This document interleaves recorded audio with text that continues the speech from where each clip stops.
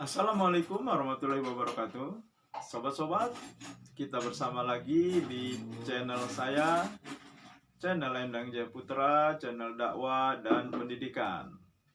Sobat-sobat, demo masyarakat Lombok Timur yang dipicu oleh cuplikan potongan video ceramah dari pimpinan Pondok Pesantren As-Sunnah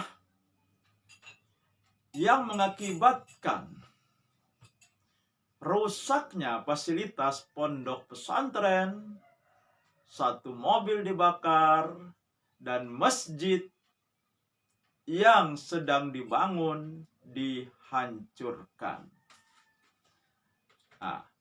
Dan sobat-sobat, kasus ini sekarang sudah tahap penyidikan di kepolisian.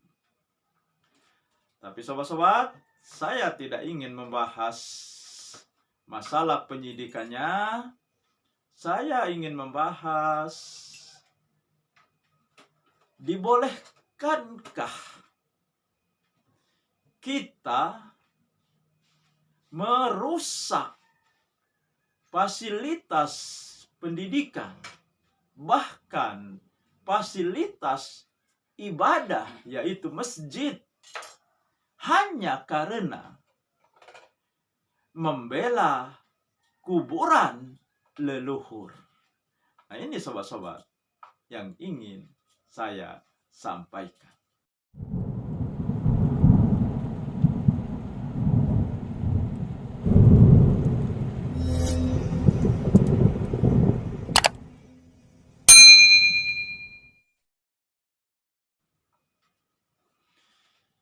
Karena sobat-sobat, hal ini harus kita dudukkan pada proporsi yang sebenarnya. Karena ini adalah yang berhubungan dengan agama, khususnya agama Islam. Maka setiap kebenaran harus diukur dengan dalil, dengan Al-Quran, dengan sunnah yang sahih. Di sini ukuran kebenarannya. Mari kita tilik, mari kita telusuri, mari kita berpikir secara jernih dengan hati yang tenang. Jangan dibawa oleh emosi yang sering disulut oleh orang-orang yang punya kepentingan tertentu, motif tertentu. Dan ini juga yang terjadi pada peristiwa demo terhadap Pondok Pesantren As-Sunnah. Padahal sobat-sobat, yang disampaikan adalah hadis Rasulullah, perkataan Rasulullah. Nah, kalau yang dikatakannya itu tidak benar, mari kita kemukakan dalil juga yang membantah, yang menyanggah penyampaian dari pimpinan pondok pesantren tersebut. Apa namanya sobat-sobat?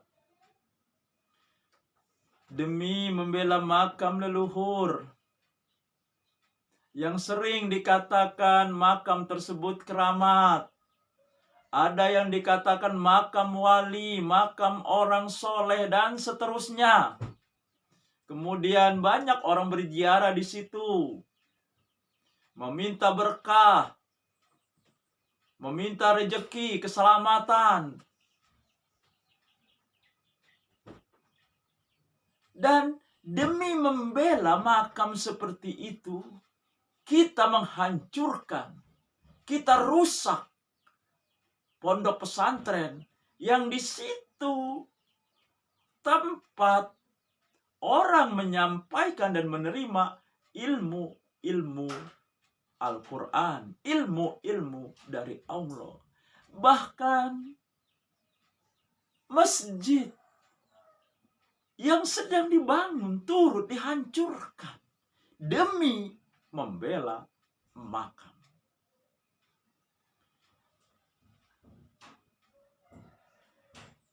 Sobat-sobat, kenapa makam di Arab Saudi itu rata dengan tanah? Tidak ada gundukan-gundukan. Ini supaya menghindari jangan sampai ada makam-makam yang dikeramatkan, yang diziarahi untuk meminta sesuatu, untuk meminta keberkahan. Nah, sobat-sobat, kalau kita nak tarik kesimpulan, yang satu membela makam, tempat berlakunya praktek-praktek aktivitas kemusyrikan, meminta berkah kepada makam, meminta keselamatan, meminta rejeki kepada makam, itu sama dengan meminta kepada benda mati. Orang di makam itu, siapapun dia, soleh bagaimanapun dia sudah mati. Tidak bisa dia mempengaruhi, tidak bisa dia menolong kita. Kecuali dia masih hidup. Kita bisa minta tolong kepada dia, minta didoakan. Akan tetapi ketika dia sudah berada di dalam tanah, dia tidak bisa berbuat apa-apa.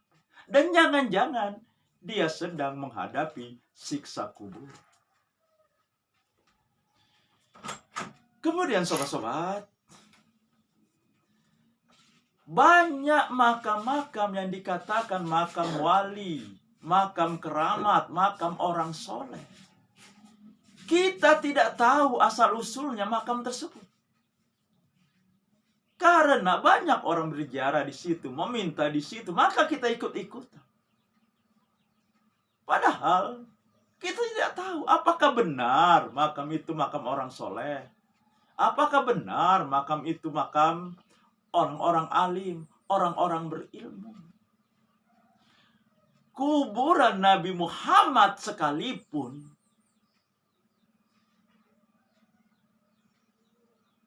tidak boleh kita agungkan sedemikian rupa. Kita meminta di situ. Karena Nabi Muhammad sudah tiada. Dia sudah di alam kubur. Kalau kita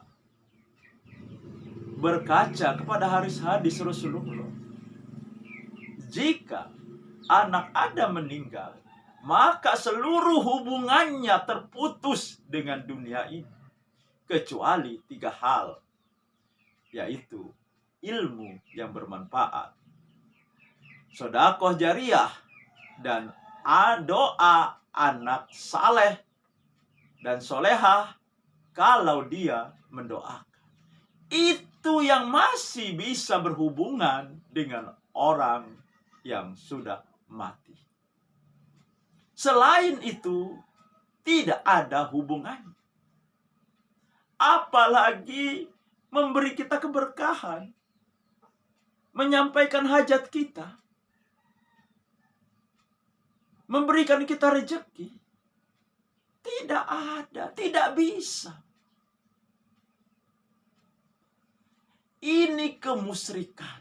Ini perbuatan yang berlebihan, mengagungkan makam yang sering kita tidak tahu apakah di dalam makam tersebut orang alim atau orang-orang yang bejat, atau para penjahat, atau tai anjing seperti yang ada di Lombok Timur. Dan karena ini memicu demo sampai hari ini. Jadi sobat-sobat, yang mereka bela adalah kemusyrikan.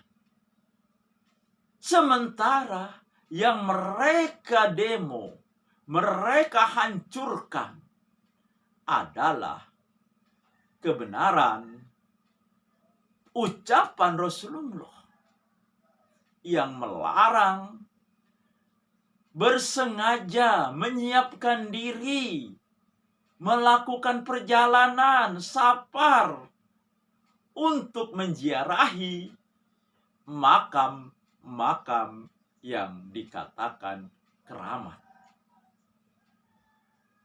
Nah, sobat-sobat, siapa yang benar?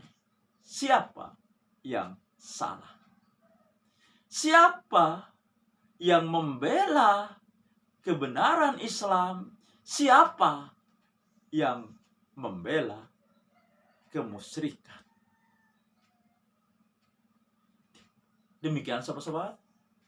Semoga ini menginspirasi dan mencerahkan. Wassalamualaikum warahmatullahi wabarakatuh.